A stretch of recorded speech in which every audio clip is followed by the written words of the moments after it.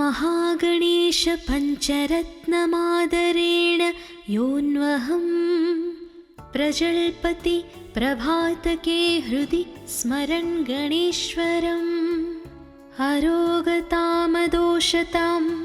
सुसाहितिं सुपुत्रतां समाहितायुरष्टभूतिमभ्युपैति सोच्चिरात्।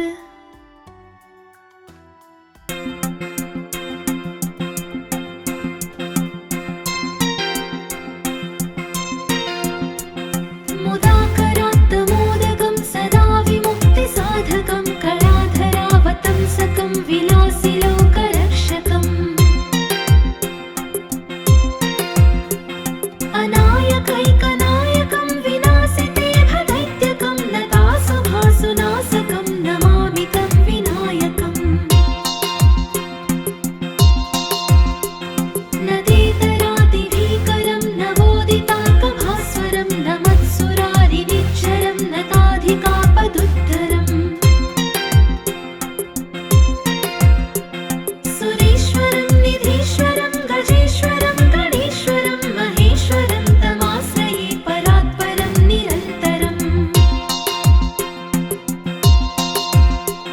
समस्तलोकशङ्करं निरस्तदैत्यकुञ्जरं दरेदरोदरं वरं वरे भवक्त्रमक्षरम्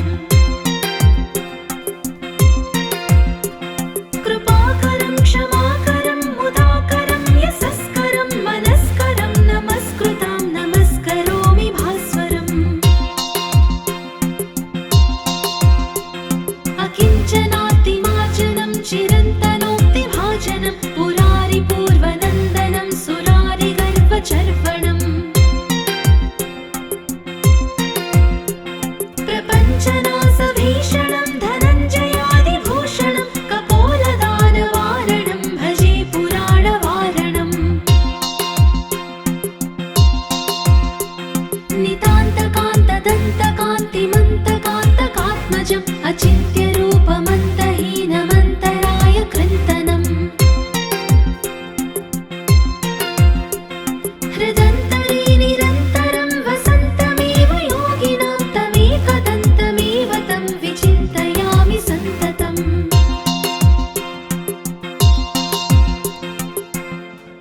महागणेश पञ्चरत्नमादरेण योऽन्वहं प्रजल्पति प्रभातके हृदि स्मरन् गणेश्वरम् अरोगतामदोषतां सुसाहितिं सुपुत्रतां समाहितायुरष्टभूतिमभ्युपैति सोच्चिरात्।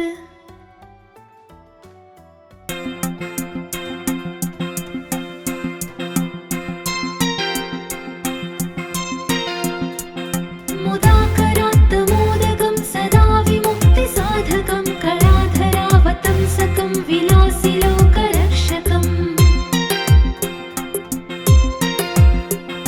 अनायकैकनायकं विनाशितेभदैत्यकं नतासुभासुनाशकं नमामि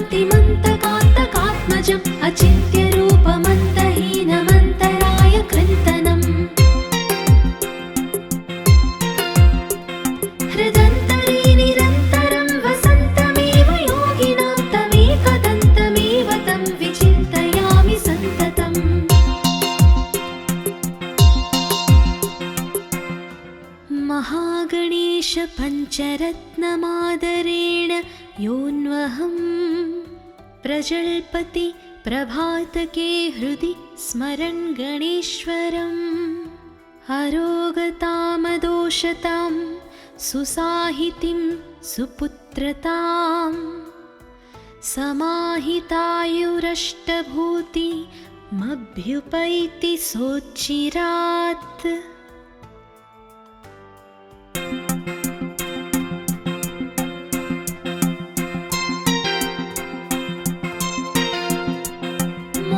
मुदाकरात्तमोदकं सदा विमुक्तिसाधकं कलाधरावतंसकं विलासिलोकरक्षकम्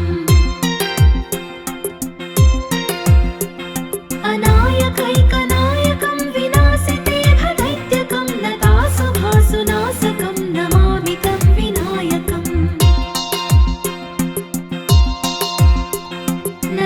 नदेतरादिभीकरं नवोदितार्कभास्वरं नमत्सुरारिनिच्चरं नताधिकापदुद्धरम् सुरेश्वरं निधीश्वरं गजेश्वरं गणेश्वरं महेश्वरं तमाश्रये परात्परं निरन्तरम् समस्तलोकशङ्करं निरस्तदैत्यकुञ्जरं दलेदरोदरं वरं वरे भवक्त्रमक्षरम् कृपाकरं क्षमाकरं मुदाकरं यशस्करं मनस्करं नमस्कृतां नमस्करोमि भास्वरम् अकिञ्चनातिमार्जनं चिरन्तनोक्तिभाजनं पुरारिपूर्वनन्दनं सुरारिगर्वचर्वणम् प्रपञ्चनाशभीषणं धनञ्जयादिभूषणं कपोलदानवारणं भजे पुराणवारणम्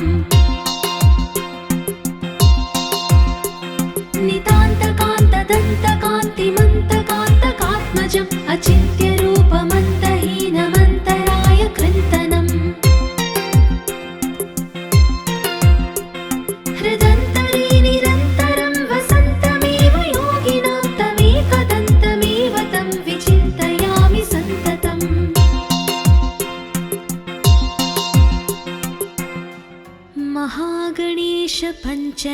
महागणेशपञ्चरत्नमादरेण योऽन्वहं प्रजल्पति प्रभातके हृदि स्मरन् गणेश्वरम् अरोगतामदोषतां सुसाहितिं सुपुत्रतां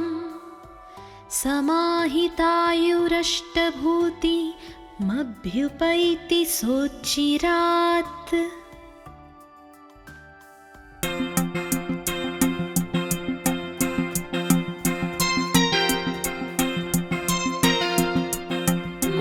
मुदाकरात्तमोदकं सदा विमुक्तिसाधकं कलाधरावतंसकं विलासिलोकरक्षकम् अनायकैकनायकं विनाशितेभदैत्यकं नतासुभासुनाशकं नमामि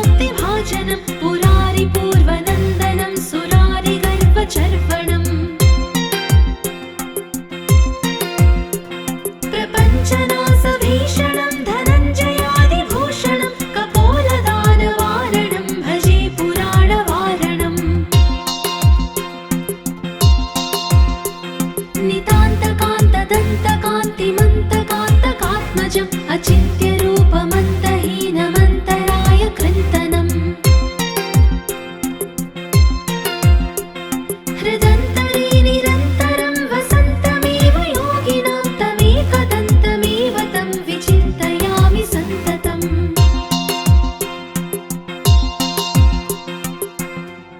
महागणेश पञ्चरत्नमादरेण योऽन्वहं प्रजल्पति प्रभातके हृदि स्मरन् गणेश्वरम्। अरोगतामदोषतां सुसाहितिं सुपुत्रतां समाहितायुरष्टभूतिमभ्युपैति सोच्चिरात्।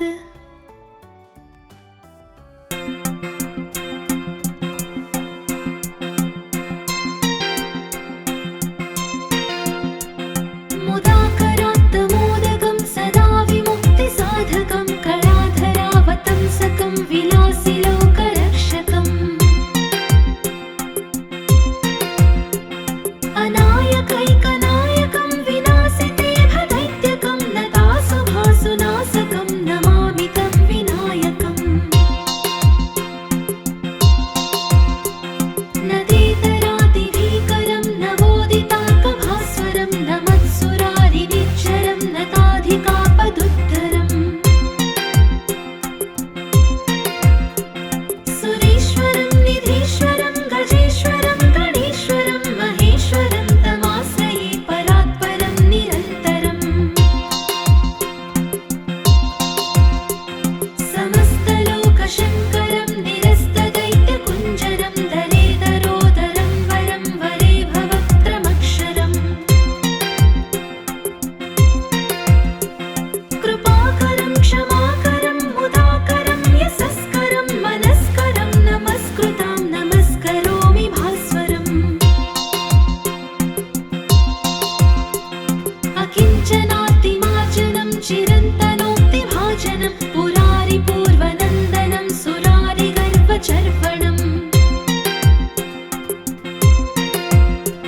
प्रपञ्चनाशभीषणं धनञ्जयादिभूषणं कपोलदानवारणं भजे पुराणवारणम्। नितान्तकान्तदन्तकान्तिमन्तकान्तकात्मजम् अचिन्त्यरूपमन्तहीनमन्तराय कृन्तनम्।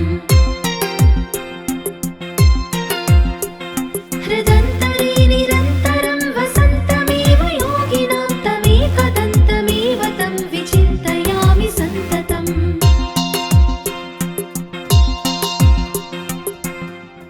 महागणेश पञ्चरत्नमादरेण योऽन्वहं प्रजल्पति प्रभातके हृदि स्मरन् गणेश्वरम्। अरोगतामदोषतां सुसाहितिं सुपुत्रतां समाहितायुरष्टभूतिमभ्युपैति सोच्चिरात्।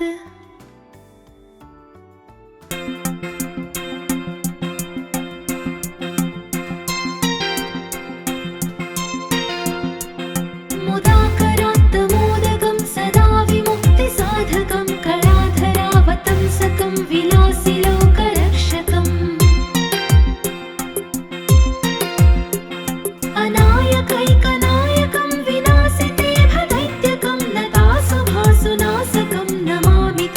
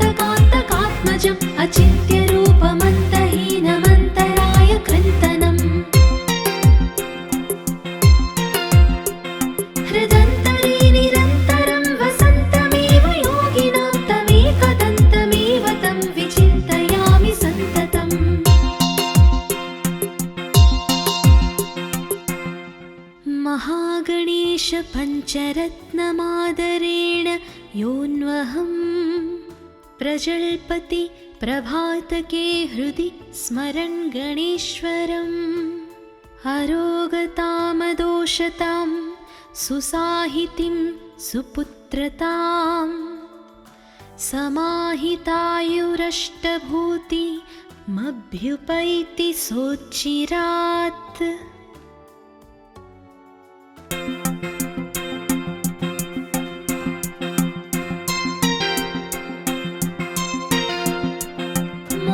मुदाकरात्तमोदकं सदा विमुक्तिसाधकं कलाधरावतंसकं विलासिलोकरक्षकम्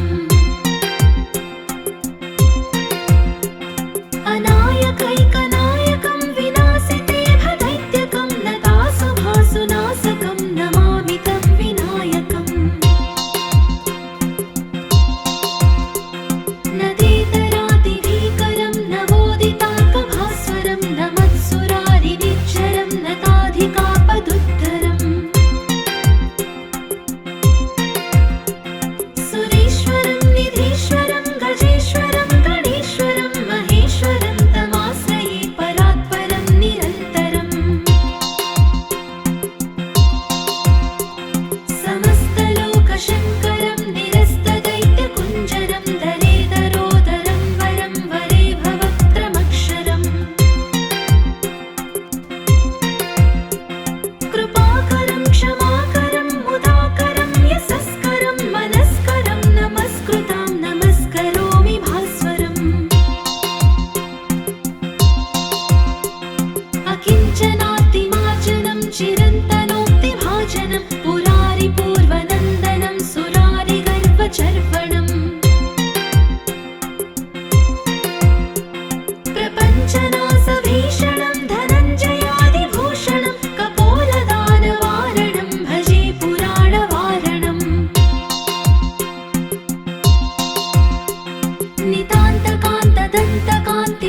नितान्तकान्तदन्तकान्तिमन्तकान्तकात्मजम् अचिन्त्यरूपमन्तहीनमन्तरायकृन्तनम् हृदन्तरे निरन्तरं वसन्तमेव योगिनां तमेकदन्तमेव तं विचिन्तयामि सन्ततम्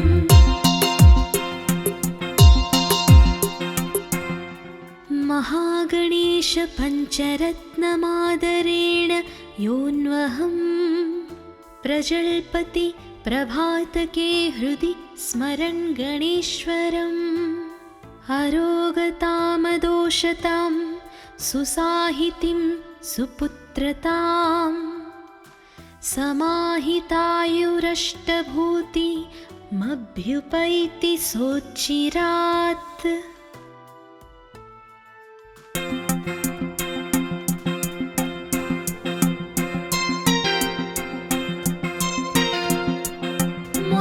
मुदाकरात्तमोदकं सदा विमुक्तिसाधकं कलाधरावतंसकं विलासिलोकरक्षकम् अनायकैकनायकं विनाशितेभदैत्यकं नतासुभासुनाशकं नमामि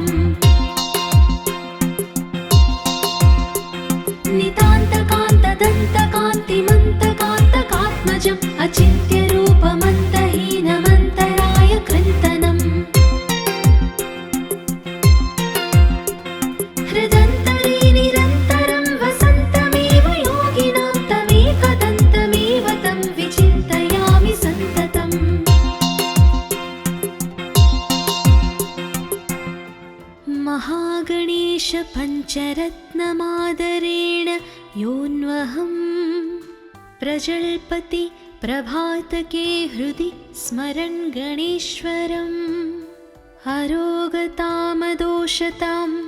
सुसाहितिं सुपुत्रताम् समाहितायुरष्टभूतिमभ्युपैति सोच्चिरात्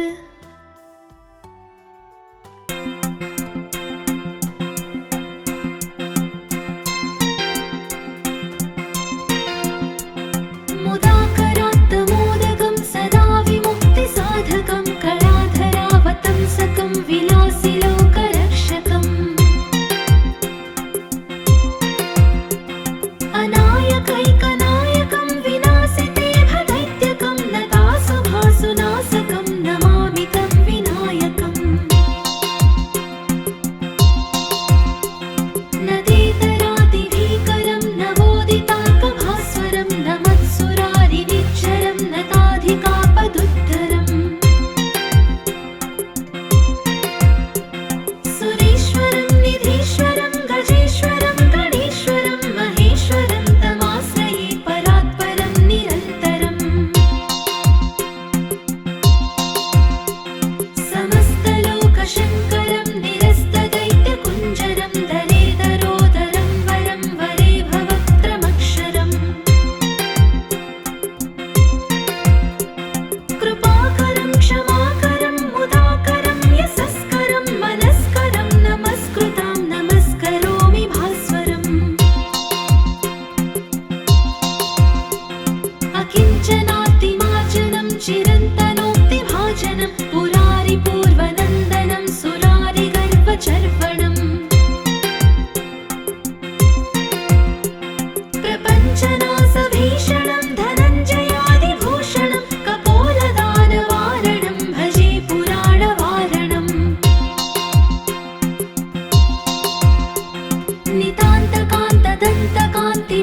नितान्तकान्तदन्तकान्तिमन्तकान्तकात्मजम् अचिन्त्यरूपमन्तहीनमन्तराय कृन्तनम् हृदन्तरे निरन्तरं वसन्तमेव योगिनां तमेकदन्तमेव तं विचिन्तयामि सन्ततम्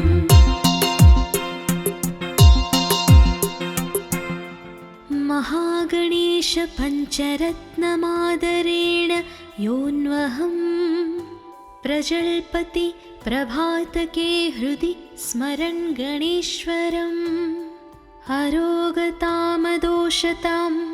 सुसाहितिं सुपुत्रताम् समाहितायुरष्टभूतिमभ्युपैति सोच्चिरात्